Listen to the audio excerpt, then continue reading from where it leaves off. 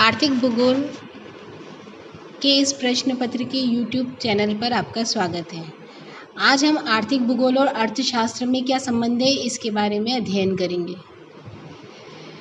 कुछ भूगोलवेत्ता ये मानते हैं कि आर्थिक भूगोल में मानव के भौतिक और सांस्कृतिक वातावरण का अध्ययन किया जाता है। कुछ इसे मानव की आर्थिक क्रियाओं और जीविकापार्जन के साधनों का अध्ययन मानते हैं।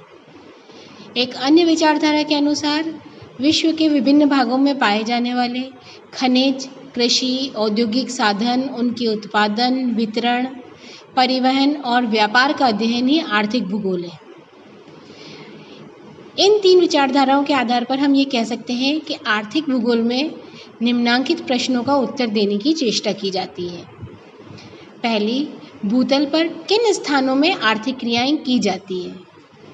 आर्थिक क्रियाएं कहाँ की जाती है? आर्थिक क्रियाएं क्यों की जाती है? आर्थिक क्रियाएं कब की जाती हैं?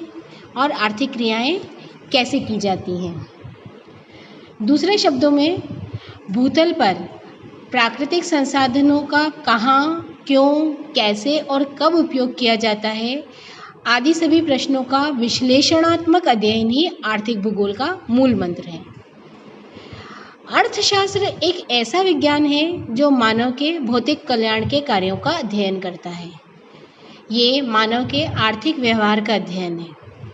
अर्थशास्त्र का संबंध संसाधनों के आवंटन से है।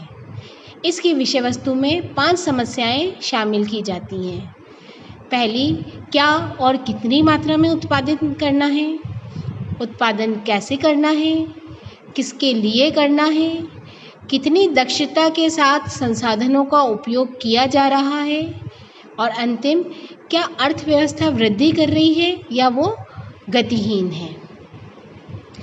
इन दोनों ही बातों का यदि हम विश्लेषण करें तो हम ये पाते हैं कि आर्थिक भूगोल और अर्थशास्त्र दोनों एक दूसरे के पूरक हैं।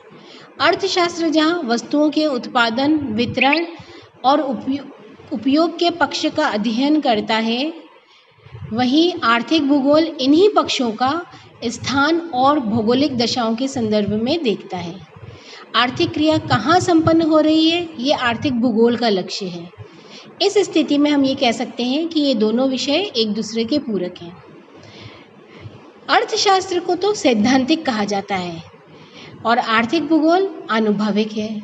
इसका एक कारण यह है कि अर्थशास्त्र में उत्पादन प्रक्रिया, बाजार प्रक्रिया, मुद्रा विनिमय आदि के सैद्धांतिक पक्ष का अध्ययन होता है, जबकि उत्पादन कौन करता है, किसके लिए करता है, कहाँ करता है और क्यों करता है, इन तथ्यों का अध्ययन आर्थिक भूगोल में किया जाता है।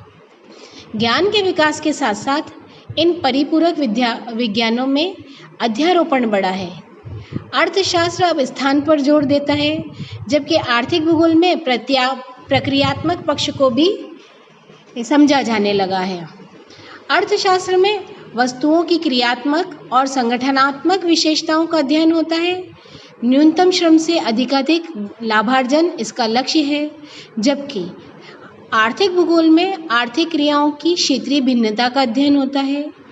इन दोनों विषयों की साम्यता को हम निम्न सिद्धांतों के माध्यम से समझ सकते हैं।